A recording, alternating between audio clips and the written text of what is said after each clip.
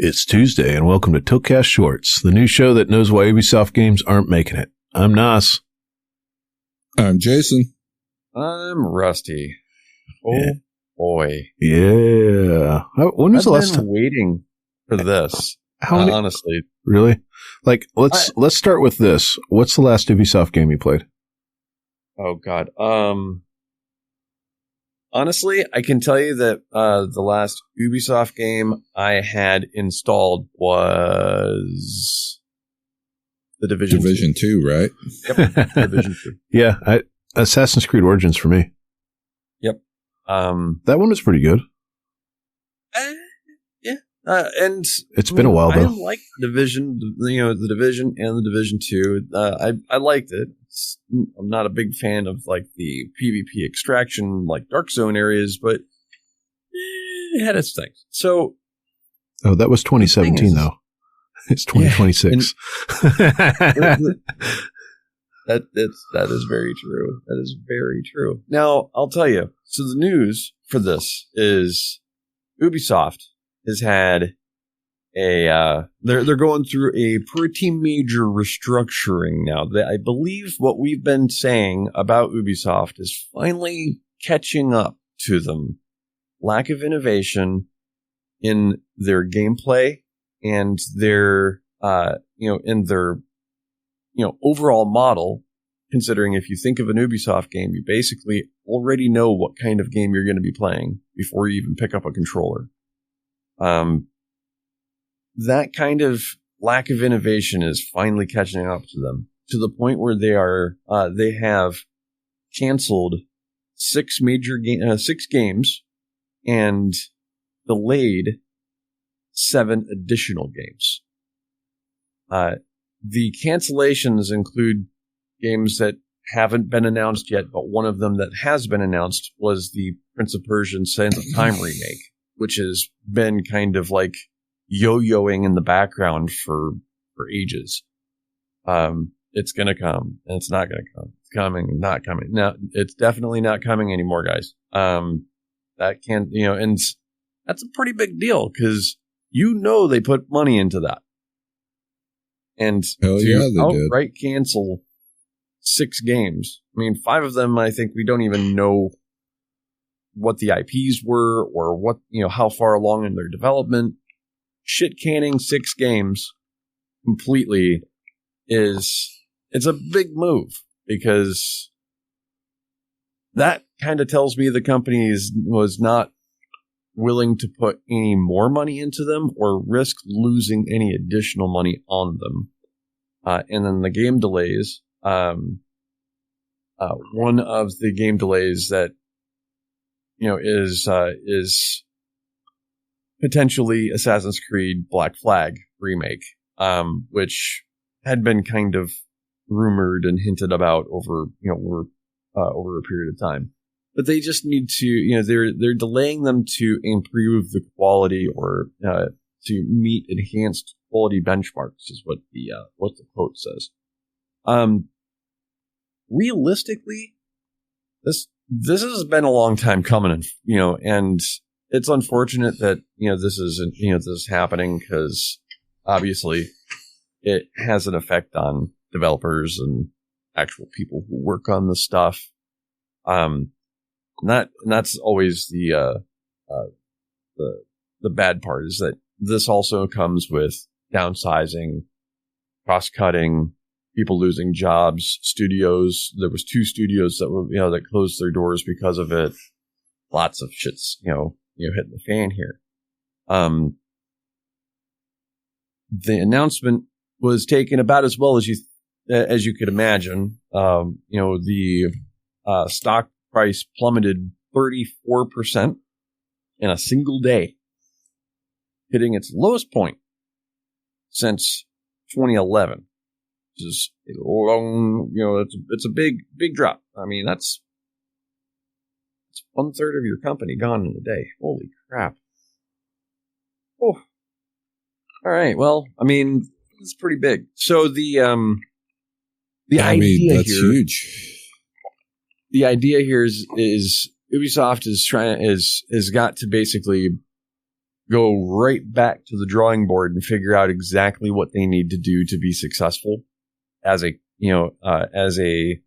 publisher and, game development, like, powerhouse, right? And the way that they're going to go about this is they're going to break up what's left of their portfolios to include different creative houses. And we've seen this with other companies as well, where they like section off portions of the company and be like, you focus on this, you focus on this, you focus on this. And that can be successful, where you have more dedicated folks with a mindset to hit the goals of that kind of genre or whatever whatever games that those studios or those creative units actually do.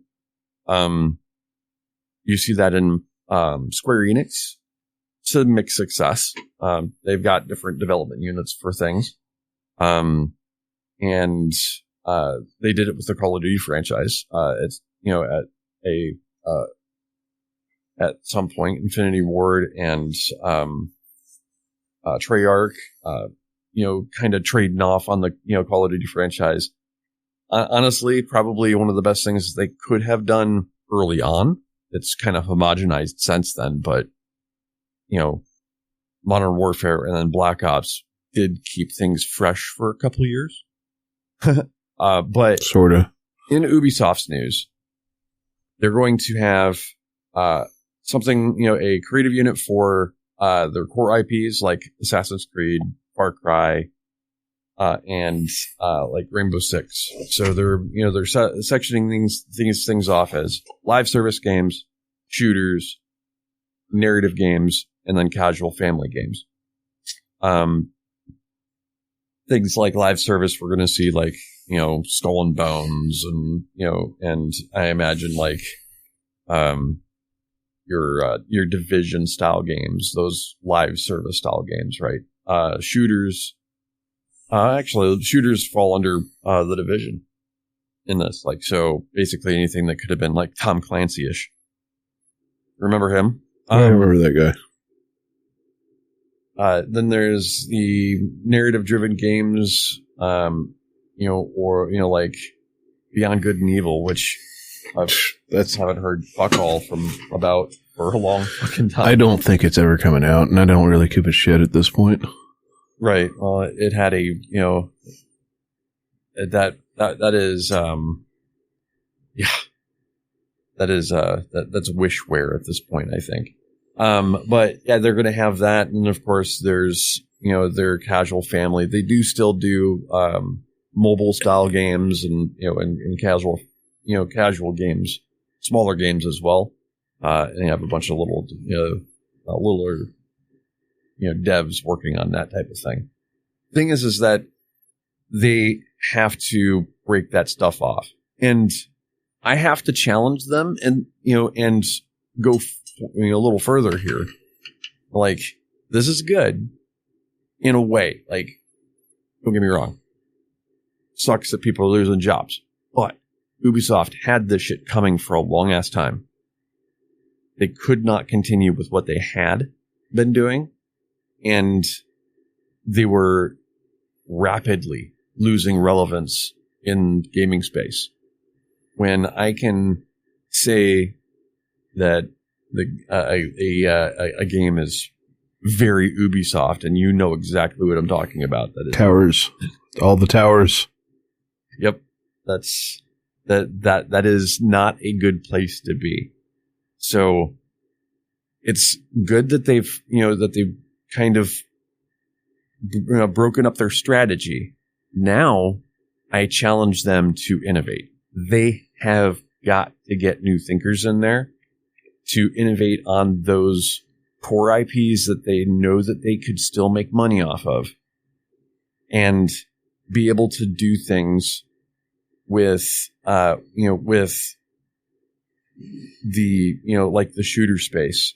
I can't remember, like, none of the Ghost Recons really,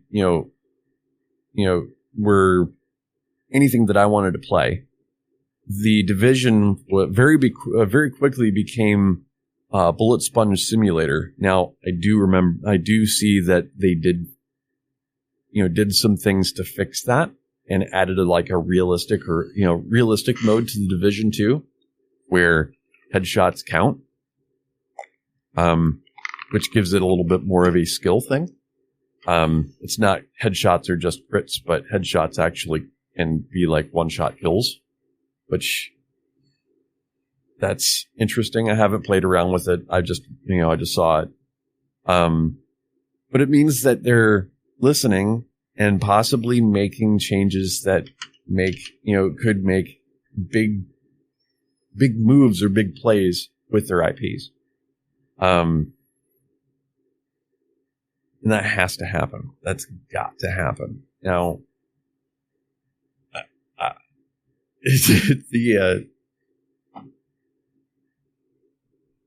I don't know. Were you looking forward to playing any of this, anything specifically Ubisoft? No. Was this, was Prince of Persia on your radar? No. Honestly. No, because I never believed it happened. Yeah, well, Prince of Persia has been a dead IP, more or less, aside from the goofy-ass side-scroller game they had. Right? Prince of Persia is from our youth, right?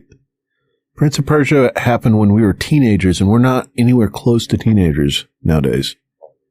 I remember very fondly playing Prince of Persia Sands of Time on the GameCube.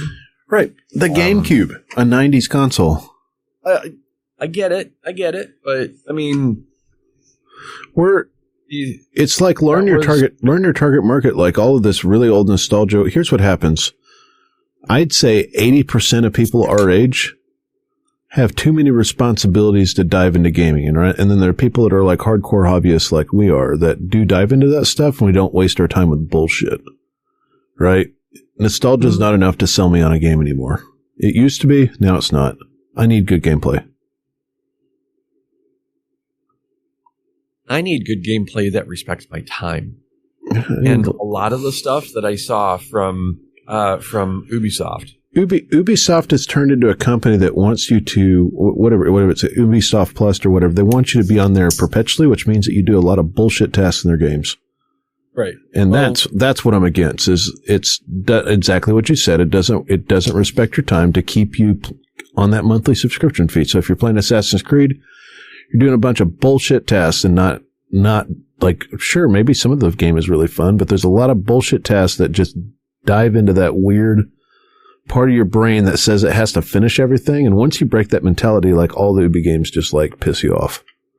Right? Yeah. So there's a difference between your daily quests and some of the stuff that Ubi's doing. Ubi basically throws meaningless daily quests at you just so that you can get there. I mean, some of them are, some of the the collectathon shit that you see in Ubisoft, or get all the towers, or in I don't have a desire to do that anymore. In Assassin's Creed, it was the Ezio's feathers, I think it was. Yeah. Yeah. Where you have to pick up literally every single one of them, and they're hidden everywhere. And you get a minor reward for it. It was memed on by, Zelda, honestly, because Zelda did something very similar with the seeds. But you didn't have to get all of the seeds to progress. Yeah, but in fact, if you got all of the seeds, you ended up getting a giant golden seed that looked like a turd. Yeah, I started to say they even had the Karuk seed character literally meme on it not being a requirement.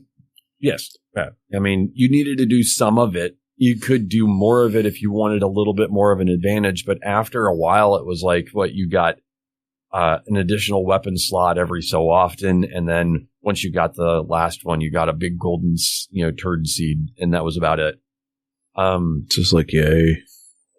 Right. It needs to change, and Ubisoft needed change. It's just, generally you see those change incrementally instead of like, 1% more than 1/3 of your company is gone in a night, So it's a kick in the balls for Ubisoft, but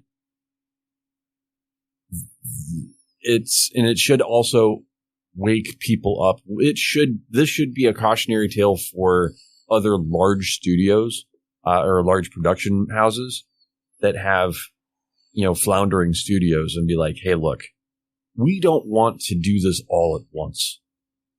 Let's make incremental, meaningful, innovative changes to how we, produce our games so that we don't have an Ubisoft happen. Because that is, it's massive.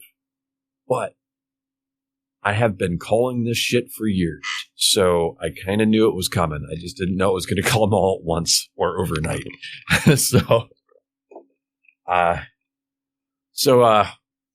What do you guys think? What's your favorite Ubisoft game, and what is one good innovation that you would love to see them do with their games? Let us know in the comments. Yeah. Where can you find us, Jason? Find us at tiltcast.com. Find us on Facebook and Twitter.com/tiltcast. This YouTube channel, youtube.com/realtiltcast shorts. Search for both these short news episodes and our full-length podcast on iTunes and Spotify. Subscribe. Adios.